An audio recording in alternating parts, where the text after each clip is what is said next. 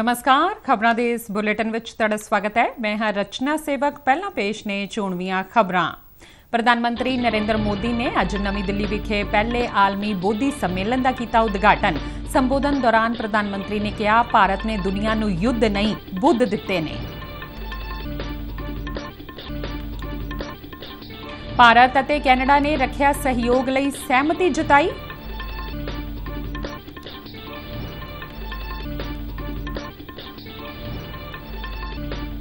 माणहानी मामले विच सूरत सैशनज अदालत ने राहुल गांधी की पटीशन की खारिज।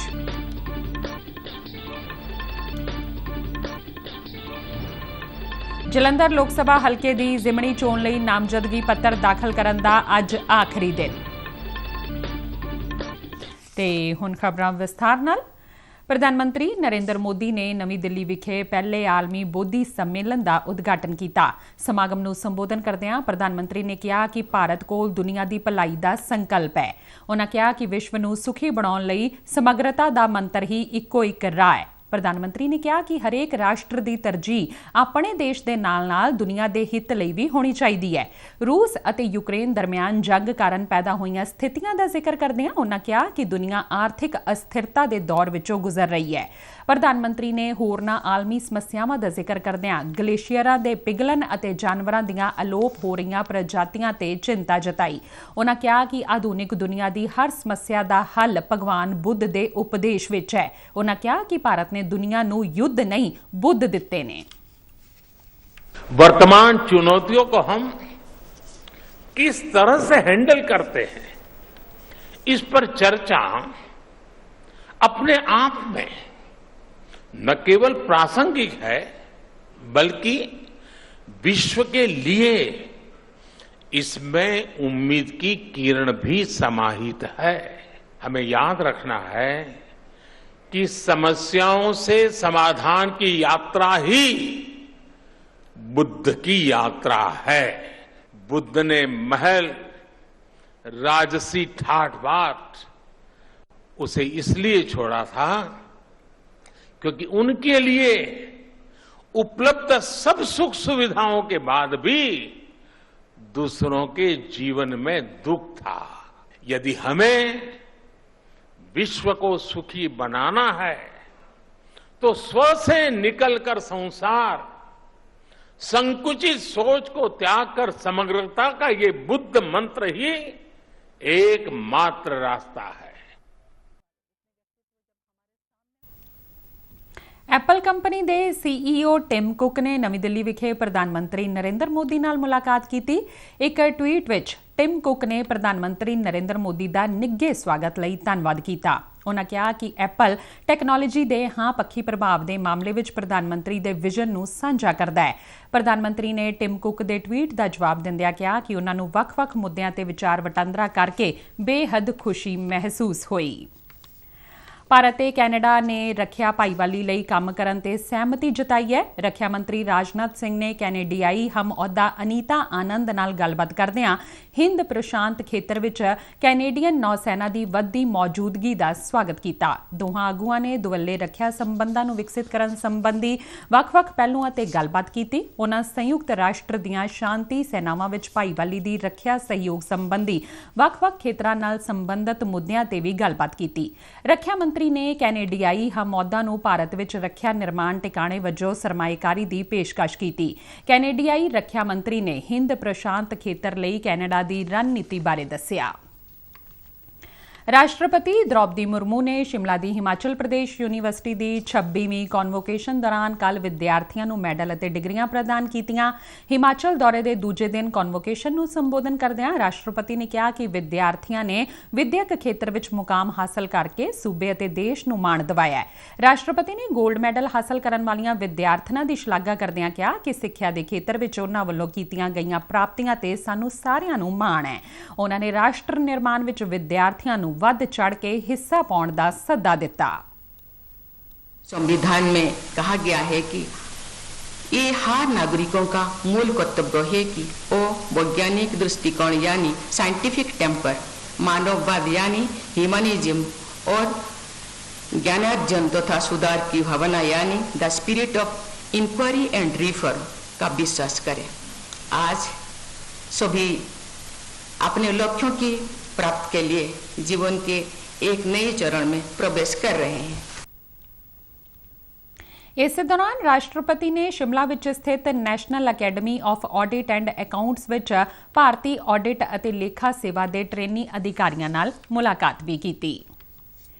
केंद्रीय खेतीबाड़ी ਅਤੇ किसान भलाई मंत्री नरेंद्र सिंह तोमर ने बीज उत्पादन गुणवत्ता भरपूर बीज की पछाण ਅਤੇ प्रमाणीकरण ਲਈ ਸਾਥੀ पोर्टल ਅਤੇ ਇੱਕ मोबाइल ऐप जारी की। पोर्टल ਅਤੇ मोबाइल ऐप ਨੂੰ उत्तम बीज समृद्ध किसान ਦੇ थीम तहत विकसित किया गया है। ਇਹ ਦੋਵੇਂ ਪਲੇਟਫਾਰਮ बीज ਲੈਣ संबंधी किसानां ਨੂੰ ਦਰਪੇਸ਼ ਚੁਣੌਤੀਆਂ ਦਾ ਹੱਲ ਲੱਭਣ ਵਿੱਚ ਸਹਾਈ ਹੋਣਗੇ ਅਤੇ ਉਹਨਾਂ ਤੱਕ ਗੁਣਵੱਤਾ ਭਰਪੂਰ बीज ਪਹੁੰਚ ਸਕਣਗੇ। ਇਸ ਮੌਕੇ ਇੱਕ ਸਮਾਗਮ ਨੂੰ ਸੰਬੋਧਨ ਕਰਦਿਆਂ ਖੇਤੀਬਾੜੀ ਮੰਤਰੀ ਨਰਿੰਦਰ ਸਿੰਘ ਤੋਮਰ ਨੇ ਕਿਹਾ कि सरकार लगातार ਵੱਖ-ਵੱਖ ਸਕੀਮਾਂ ਤੇ ਪ੍ਰੋਗਰਾਮਾਂ ਰਾਹੀਂ ਖੇਤੀਬਾੜੀ ਸੈਕਟਰ ਦੀਆਂ ਚੁਣੌਤੀਆਂ ਅਤੇ ਮੁਸ਼ਕਲਾਂ ਦਾ ਹੱਲ ਕਰਨ ਲਈ ਯਤਨਸ਼ੀਲ ਹੈ ਅਤੇ ਸਾਥੀ ਪੋਰਟਲ ਅਤੇ ਮੋਬਾਈਲ ਐਪ ਇਸ ਦਿਸ਼ਾ ਵਿੱਚ ਇੱਕ ਕ੍ਰਾਂਤੀਕਾਰੀ ਕਦਮ ਹੈ। ਖੇਤੀਬਾੜੀ ਮੰਤਰੀ ਨੇ ਕਿਹਾ ਕਿ ਬੀਜ, ਰਸਾਇਣਿਕ ਖਾਦਾਂ, ਰਸਾਇਣਿਕ ਦਵਾਈਆਂ ਅਤੇ ਸਿੰਚਾਈ ਖੇਤੀ ਵਿੱਚ ਅਹਿਮ ਭੂਮਿਕਾ ਨਿਭਾਉਂਦੇ ਨੇ। ਉਹਨਾਂ ਕਿਹਾ ਕਿ ਮਾੜੀ ਗੁਣਵੱਤਾ ਵਾਲੇ ਬੀਜ ਖੇਤੀਬਾੜੀ ਦੇ ਵਾਧੇ ਅਤੇ ਉਤਪਾਦਨ ਨੂੰ ਪ੍ਰਭਾਵਿਤ ਕਰਦੇ ਨੇ। ਮਾਣਹਾਨੀ ਮਾਮਲੇ ਵਿੱਚ ਸੂਰਤ ਦੀ ਸੈਸ਼ਨਜ਼ ਕੋਰਟ ਨੇ ਕਾਂਗਰਸੀ ਆਗੂ ਰਾਹੁਲ ਗਾਂਧੀ ਦੀ ਪਟੀਸ਼ਨ ਖਾਰਿਜ ਕਰ ਦਿੱਤੀ ਹੈ। ਰਾਹੁਲ ਗਾਂਧੀ ਨੇ ਹੇਠਲੀ ਅਦਾਲਤ ਵੱਲੋਂ ਮਾਣਹਾਨੀ ਮਾਮਲੇ ਵਿੱਚ ਸੁਣਾਈ ਗਈ ਸਜ਼ਾ ਤੇ ਰੋਕ ਲਗਾਉਣ ਲਈ ਸੈਸ਼ਨਜ਼ ਕੋਰਟ ਵਿੱਚ ਪਟੀਸ਼ਨ ਦਾਇਰ ਕੀਤੀ ਸੀ। ਅਦਾਲਤ ਨੇ ਸਜ਼ਾ ਤੇ ਰੋਕ ਲਾਉਣ ਤੋਂ ਇਨਕਾਰ ਕਰਦਿਆਂ ਰਾਹੁਲ ਗਾਂਧੀ ਦੀ ਪਟੀਸ਼ਨ ਖਾਰਿਜ ਕਰ ਦਿੱਤੀ। ਇਸ ਦੇ ਨਾਲ ਹੀ ਉਹਨਾਂ ਦੀ ਅਯੋਗਤਾ ਵੀ ਬਰਕਰਾਰ ਰਹੇਗੀ।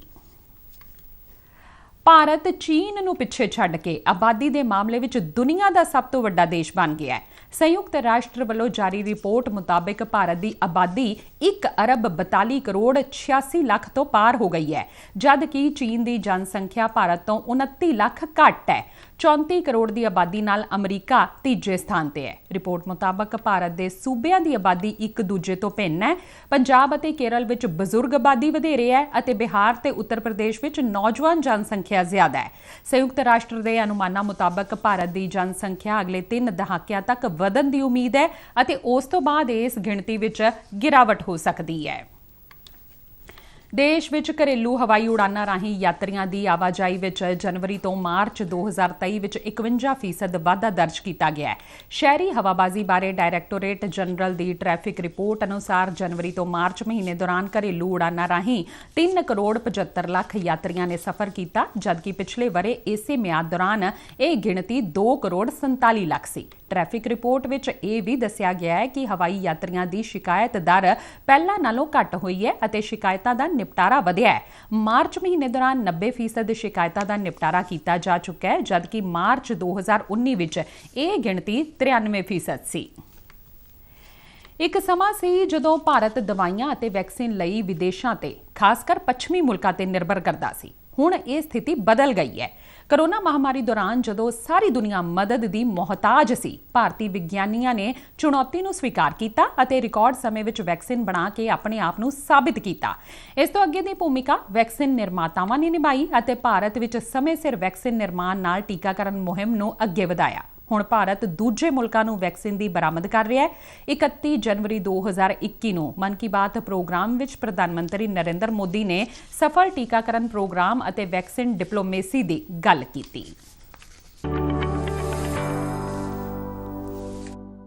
जैसे कोरोना के खिलाफ भारत की लड़ाई एक उदाहरण बनी है, वैसे ही अब हमारा वैक्सीनेशन प्रोग्राम भी दुनिया में एक मिसाल बन रहा है।